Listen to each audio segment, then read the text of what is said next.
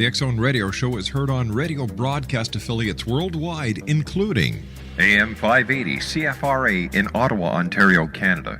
WPUL AM 1590 in Daytona Beach, Florida. KOHI AM 1610 in St. Helens, Oregon. KHRO AM 1150 in El Paso, Texas. And for more information on becoming a professional broadcast affiliate of the X Zone Radio Show, visit www.xzbn.net or call toll-free worldwide 1-800-610-7035.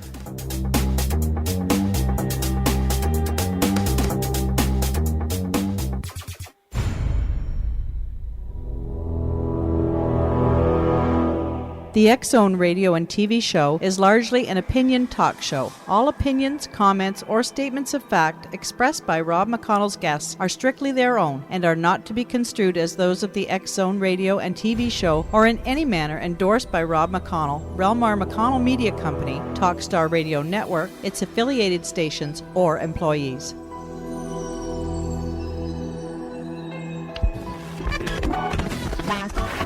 All Hit Radio.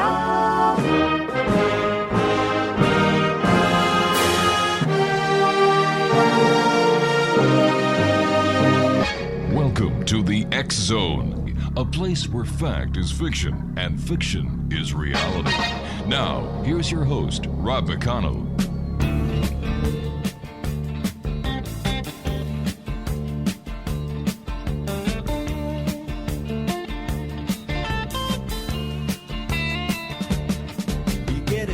In the dark, it's raining in the park, but meantime, sound of the river, you stop and you hold everything. A band is blowing Dixie, double fall time. You feel alright when you hear the music ring.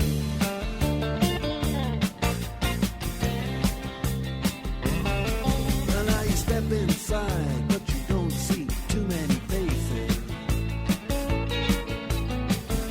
coming in out of the rain to hear the jazz go down. Competition in other places, but the horns, they blowing that sound way on down south, way on down. Welcome back to the X Zone, everyone. My name is Rob McConnell. We're coming to you from our studio in Hamilton, Ontario, Canada. 1-800-610-7035 is toll-free worldwide. Email xzone@xzoneradiotv.com. On MSN Messenger, xzoneradiotv@hotmail.com. Our website, www.xzoneradiotv.com. My guest this hour is Eugene Crowley. We're going to be talking about Upside Down World, the loss of sacred cosmos. And Eugene was born in St. Joseph, Missouri. He spent 32 years teaching high school English grammar, world literature, and mythology in Chicago. He earned a master's degree in general psychology from Roosevelt University in Chicago. And he is a former member of the Jungian Institute in Evanston, Illinois. Joining us now is Eugene Crowley. And Eugene, welcome to the X Zone. Well, thank you. It's nice to be here. Great having you with us, Eugene. Tell us a little bit more about yourself and where your interest in the cosmos comes from. Well, I've always been a reader. And when I was a kid, in the early 50s, I read practically every book in the children's library. Mm-hmm. But then I started, around 1995, started listening to Deepak Chopra. And he was saying some things about the human body and the three parts, the body, mind, and soul. Mm-hmm. And it really intrigued me because it really coincided with many of the teachings that I was familiar with in teaching mythology. And I think the key to Dr. Chopra and Carl Jung and the Eastern proponents is that they opened their mind and they saw the world through a different mindset. And when we more or less leave behind what we already know and see the world as somebody else sees it, it opens our minds that we perhaps are seeing the world in the wrong place. And many of these writings coincide with teachings in sacred books. And so the eastern side of the world, the holistic cosmos, they saw themselves connected to the community, their society, nature, the stars, and even the energy or spirit that connected or that animated or created the universe. And so most proponents of Eastern philosophy, they encourage their followers to latch on to the mind that was in the great prophets and try to eliminate the Western mind's fear, control, and all of these historic incidents that we had. All right, stand by, Eugene. You and I have to take a commercial break. We'll be right back. Exo Nation, Eugene Crowley is our special guest. His website is america-book.com. And his book, Upside Down World, The Loss of Sacred Cosmos, is available at amazon.com.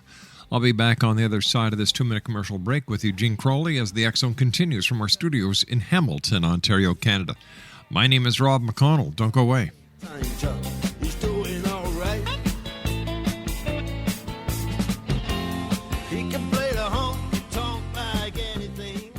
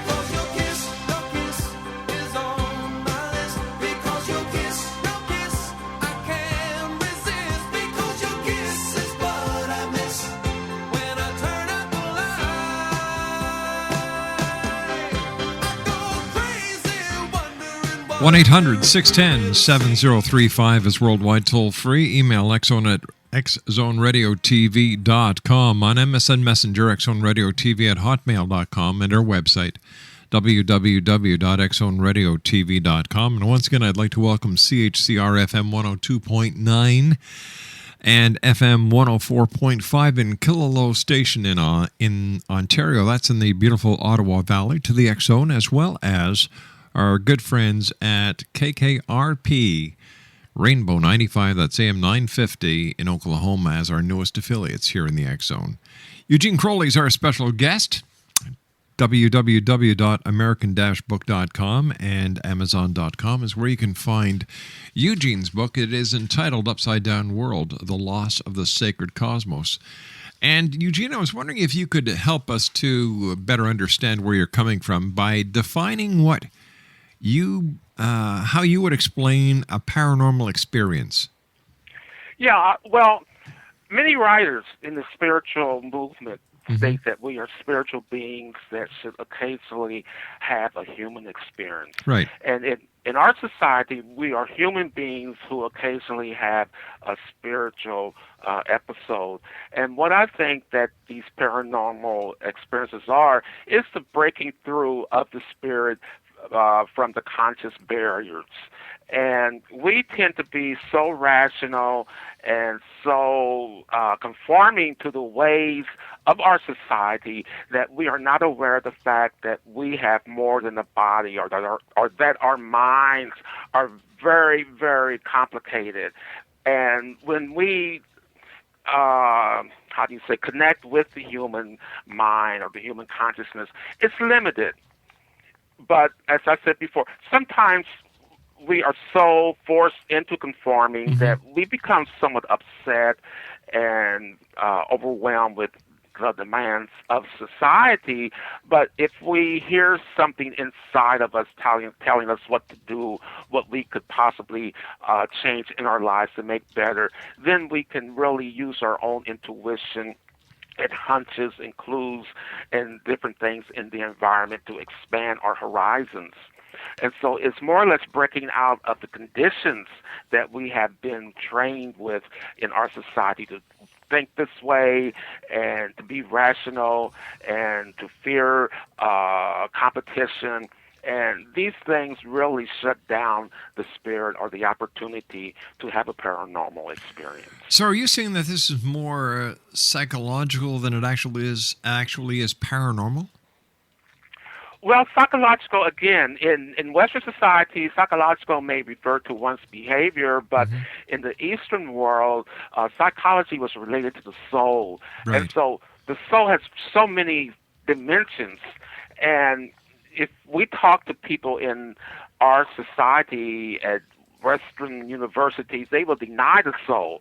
And they more or less will not actually hear out a person who has had these experiences, and they will just not exactly laugh, but they would criticize heavily that since they cannot see the soul, they cannot evaluate it, they cannot test it. So more or less, these experiences from the paranormal do not really mean that much to Western society, especially academia. So tell me, have you ever had what we call a paranormal experience? And if so, what was it? Well, when I went to Europe for the first time in 1997, I was in the Louvre, and I spent maybe 5 or 6 hours in the museum. And the first 3 or 4 hours were I was viewing the sculpture and the pieces of art, and something told me that I wanted to go see the Mona Lisa. So I wanted to go see the paintings. So when I arrived on the floor where the paintings were, the second I was there, I felt like a heavy overcoat being draped over my shoulders.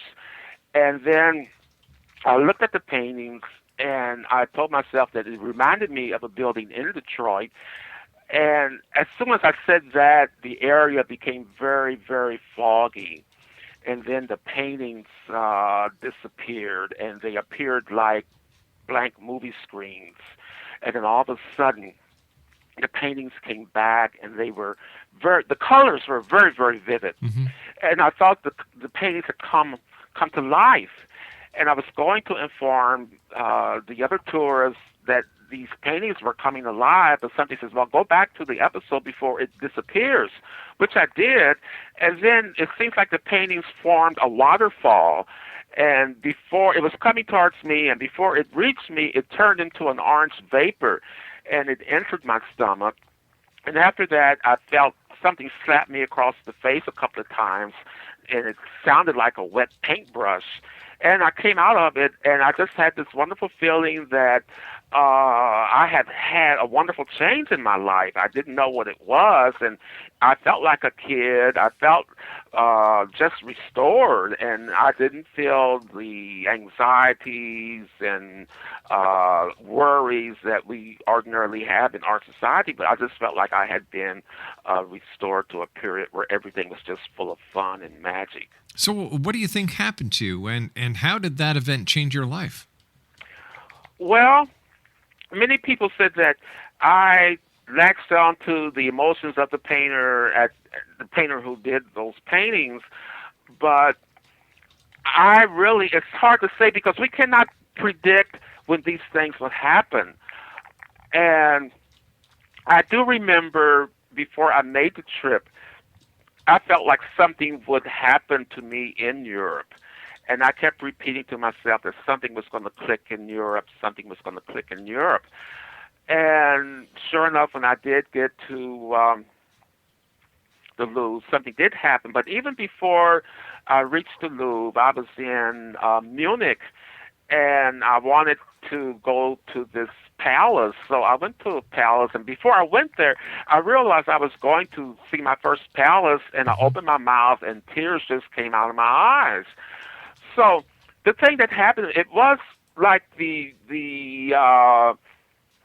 birth, or the Easterners would call it the Kundalini, rising from the base of the spine, the bottom of the spine, and going through the chakra system and making this circular path in my brain. And after that, it was just the birth of the Holy Spirit that the Christians would call. Some people would say it was the opening of the life force. So it's more or less just being reborn in the spirit, that it's a mystic event, and it's just like everything for me is new, and I don't find reason to compete with people. I don't find reason to argue. It's that the higher spirit is supposed to be in the foreground of my character, but when we come back to America and Western culture, it's a very, very difficult thing to withhold, because most people are very intolerant of others who have had these experiences, or others who just want to voice his own opinion. Mm-hmm. But I still keep this event in my mind, and since it is my true essence, I try not to deviate from this, and I try to live a life of truth, of being happy, of being joyful. And as long as I elevate my mind, I can stay on this level, and it permits me to be creative, it permits me to be outgoing, and to try to instruct others. But it's very difficult, because most people are very comfortable in the way they see their own lives, and change for many people is a very threatening thing. But if we keep doing the same thing and not getting any place and not really having happiness in our lives, I think many of us would welcome a change. You talk about human barriers. What are they? Well, we have been told that the human mind can only do so things. We're only human. Mm-hmm. And then most people in our society would like to throw out doubt and fear and warn us that, we can only do so much. So these things are limiting. Plus, our conscious mind is very limited.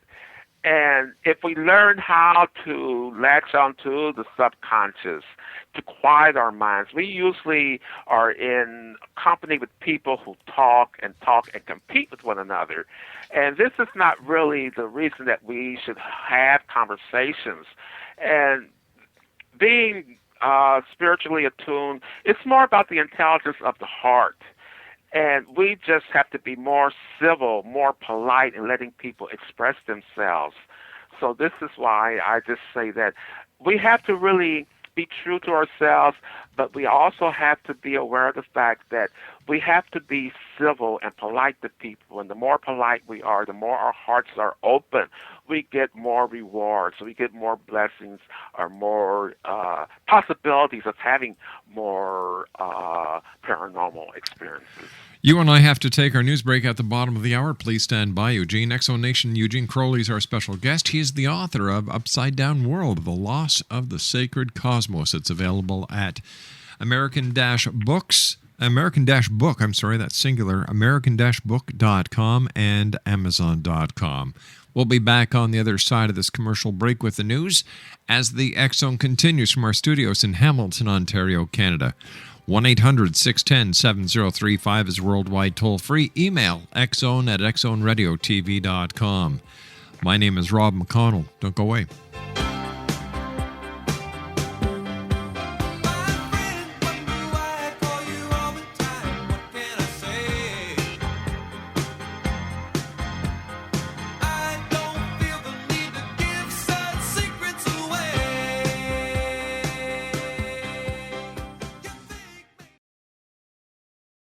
I'm Rob McConnell, and welcome to the X Zone, a place where fact is fiction and fiction is reality. Today on the X Zone, Bessie, the lake monster of Lake Erie.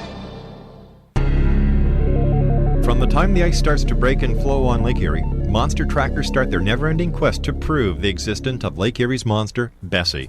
When it comes to looking for Bessie, internet provider and developer Dirk Vanderploeg of Hamilton, Ontario starts his electronic and physical search from his Lake Erie cottage. Using a television camera that is equipped with night vision technology connected to a computer, Vanderploeg and his group of dedicated monster trackers around the world spend countless hours watching computer screens in the hope to get a glimpse of the elusive Bessie at www.monstertracker.com. Spring through fall, Vanderploeg and people along Lake Erie shoreline continue their search for proof that the elusive and legendary Bessie does in fact exist. You're listening to the X-Zone Radio Show, live and around the world on the Talkstar Radio Network, X-Zone Broadcast Network, UK High Definition Radio, Euro High Definition Radio, and Star Cable. Our toll-free telephone number worldwide is 1-800-610-7035. Our email address, xzone@xzoneradiotv.com. On MSN Messenger, xzoneradiotv@hotmail.com, And our website, www.xzoneradiotv.com.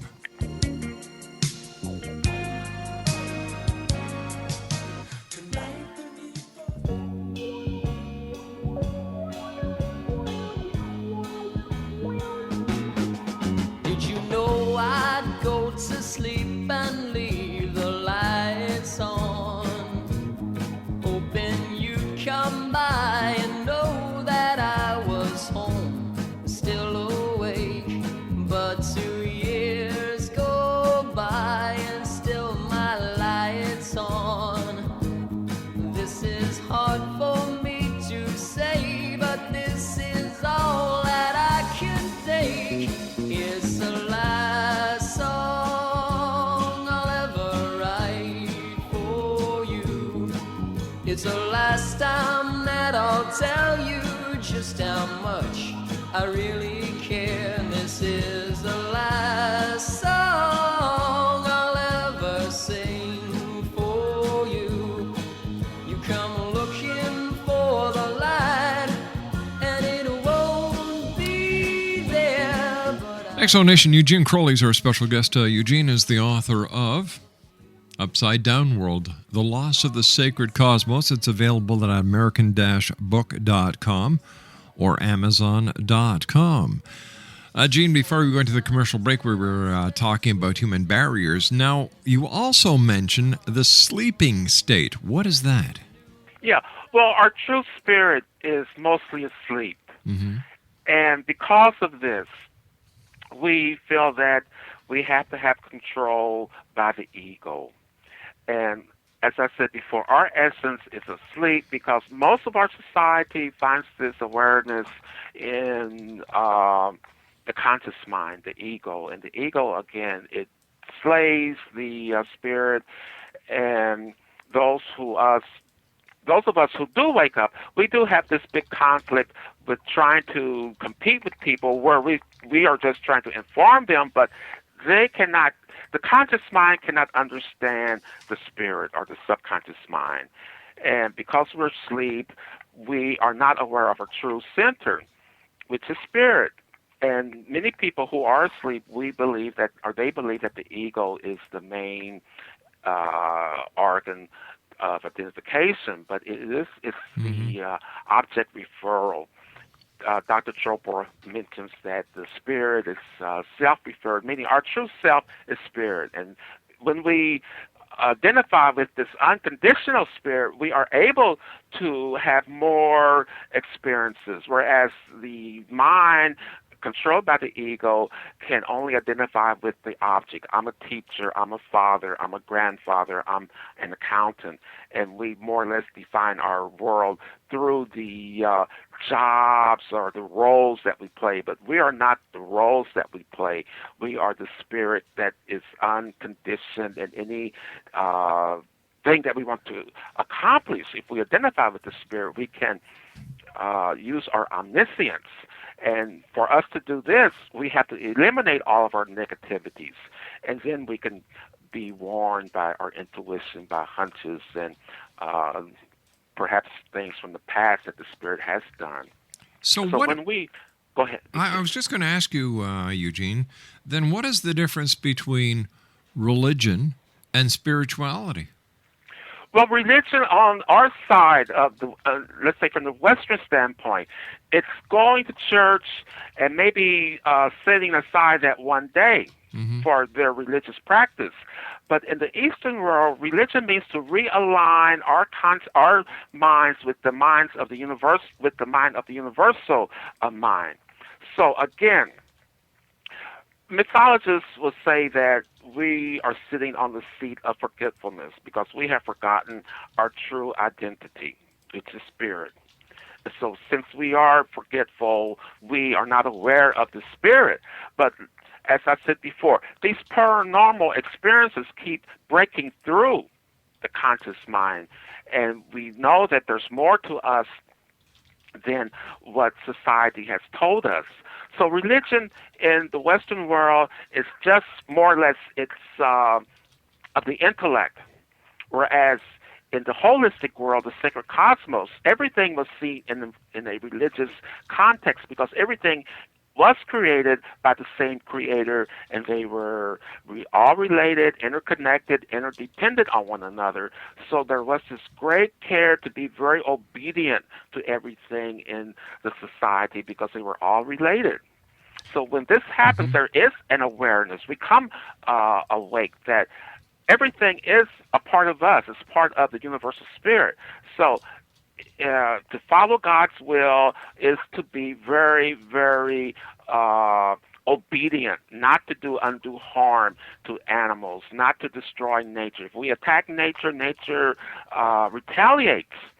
And so this is why they were more obedient. They were submissive to God's will. They wanted to live truth.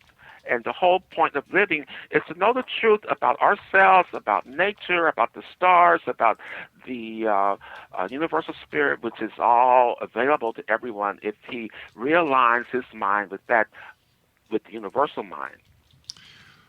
What are some of the things that people can do to have more paranormal experiences, in your opinion? There are so many things that we could do. We could meditate. Silence is one way of connecting to the spirit. And I said probably several times today that many people like to talk. They like to convince most people that they know everything, and they want to convince that they are the greatest or the best. And this really shuts down the opportunity to have a paranormal experience. But music, astrology, the fine arts, painting, these things are really executed from the higher mind. And many people, especially myself, when I saw the artwork in the Louvre, the art is one way of going from the human experience to the divine, to have this breakthrough, because if we're not judging, we can really get into something. And we really have to take our time because it seems like we're in a driven society and we're run by schedules, we're run by deadlines, and the deeper mind does not have time to absorb what's really out there.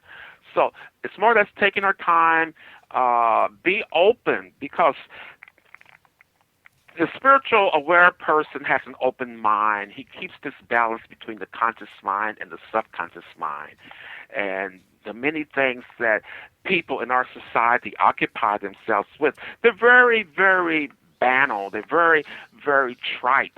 And once we get notice that this really is nothing to make me have an experience that is, let's say, different.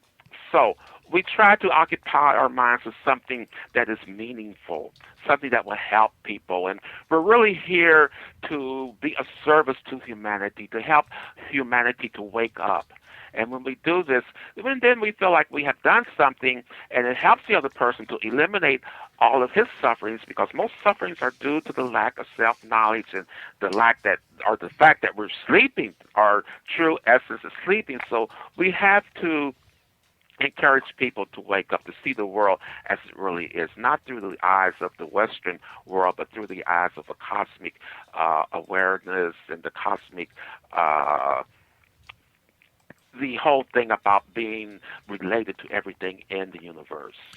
What was your inspiration for writing Upside Down World, The Loss of the Sacred Cosmos? Well, what's the inspiration? Well, since I retired and I taught English, literature, mythology for 32 years, and then when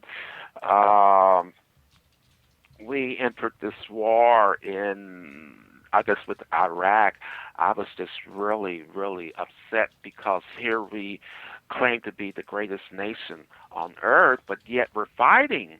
And we, as a society, Western society has not mastered certain laws, especially the Mosaic laws. Our society is really based, one foundation of our society is the Old Testament. And the Ten Commandments are our basic moral structures. And if we obey these, if we are obedient to these, then we should be on the path of righteousness.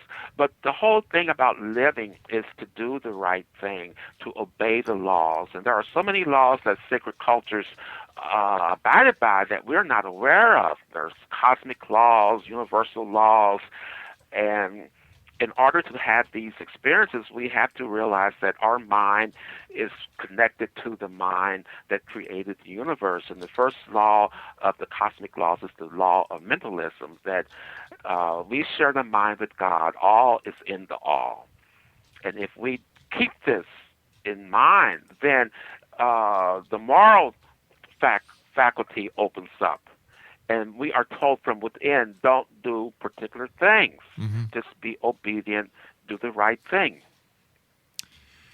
Now, as a teacher who taught mythology, now you're writing about the paranormal and you have an interest in the paranormal. Is there a connection or are there similarities between mythology and the paranormal? Well, sure, because mythology is a handbook for self-development.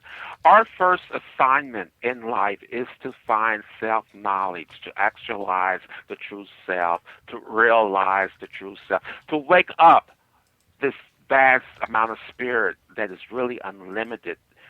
And mythology will give us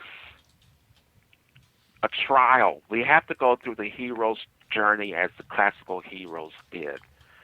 And when we go through this journey with different helps from the sources of wisdom and the sources of nature, and there's lessons in every part of nature. There's lessons in every person we meet, because it's also through problems that we can really have spiritual growth. And this is referred to as a crossroads, meaning that we may have a very, very important issue, and this issue may tell us to do certain things, as kill somebody, or lie, or steal, or cheat. But then our moral factor will tell us this is not right. So we don't do those things that go against the spirit. We have to be obedient. We cannot be arrogant. And first of all, we have to tame our emotions. And taming one's emotions is more or less one sure way to get to the access of the higher spirit. If we want to retaliate, if we want to do harm to people, this creates bad karma. So if we keep an open mind, an open heart, it's all related to the heart too, because the heart will tell us that don't do undue harm. This is all, we're all in this one big picture. If we tear one piece of the picture out, it distorts the whole picture. So it's more or less getting attuned to the divine plan. Well, what's the difference then between mythology and religion? Because they both sound alike. Well, again, in the Eastern world, they were all alike. Mythology, philosophy, religion, even numbers or math. Pythagoras started his philosophy school with numbers. From the monad comes all. So from one comes all. We really have to look at mythology from the esoteric level. We have to look at philosophy from the esoteric level, meaning the hidden meanings. Most people read mythology on the surface level, but it has a deeper meaning. But you're right, mythology is, again, a handbook for the true self to awaken. And when the true self is awakened, we have this new energy. We have a new self to identify, and we go back to our society to offer this gift to other people so they can eliminate their sufferings and so their higher consciousness may open. Sounds like it's a matter of simple perception. It's more, as I said before, we often tell children to behave, but it's more, it's having adults who are in charge of our society. We have to remember that a nation, especially a secular nation, their rules override the rules that the sacred cultures develop. And when this happens, there's just chaos in our society. And many people in our society feel like, well, if everyone believes in war, if everyone believes in racism, if everyone believes in killing, well, that's acceptable, that's okay. But it's wrong from the Eastern standpoint. All right, stand by, Eugene. You and I have to take our final break for this hour. X-Zone Nation, interesting conversation with our guest this hour, Eugene Crowley. He's the author of Upside Down World, The Loss of the Sacred Cosmos. www.american-book.com, and his book is also available at amazon.com. We'll be back on the other side of this commercial break as we do our wrap-up for tonight, Monday, August the 23rd in the year 2010. My name is Rob McConnell. This is the X-Zone. Don't go away. It's the last time that I'll tell you just how much I really care. And this is the last song I'll ever sing for you.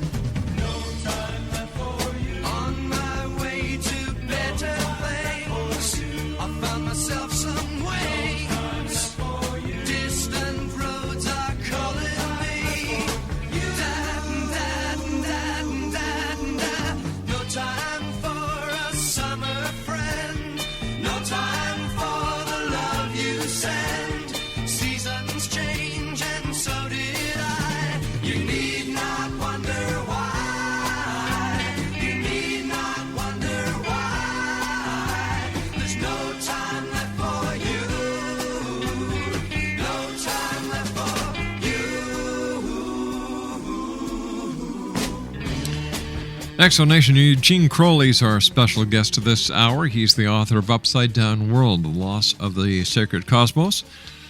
For more information, visit american-book.com, and you can order Upside Down World at amazon.com.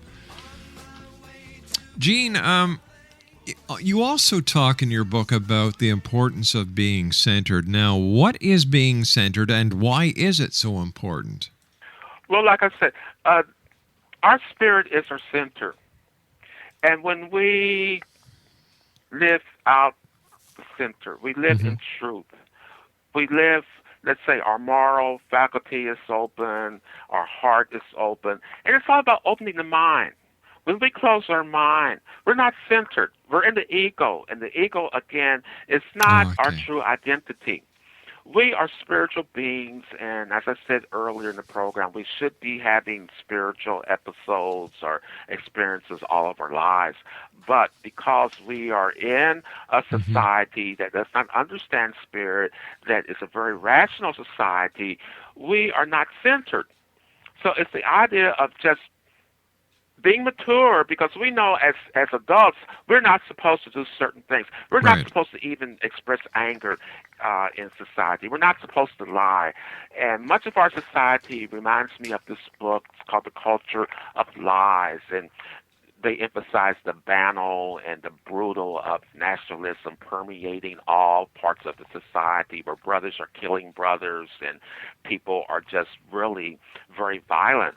So if we eliminate the violence out of our thoughts, because most people are unaware of the fact that our speech, the words that we think, the thoughts that we think, have a profound effect on us. and on others. And many of us are unaware of the fact that what we say often comes to pass. So we have to be careful. We have to watch our speech. We have to stay centered. We have to use the great prophets from the past as models. And many of us live in a Christian nation, but we don't have the Christ consciousness. So if we are true Christians, we have this Christ consciousness, and we pattern our lives after the Christian Savior, who always told his followers that it wasn't he who did these works, it was the Father within. So we all have this Father within. And if we do this work that will bring peace to everyone, then we are centered. I want to thank you so much for joining us tonight, Eugene. It's been a great pleasure talking to you. I wish you much continued success, and we look forward to the next time you join us here in the X Zone. Well, thank you, and I look forward to talking to you again. I really appreciate your talk, and I hope, as I said before, that everybody finds enlightenment and that we will have a new society where everyone will realize what it means to be brothers and to love everyone as God loves us. Take care of yourself, Eugene.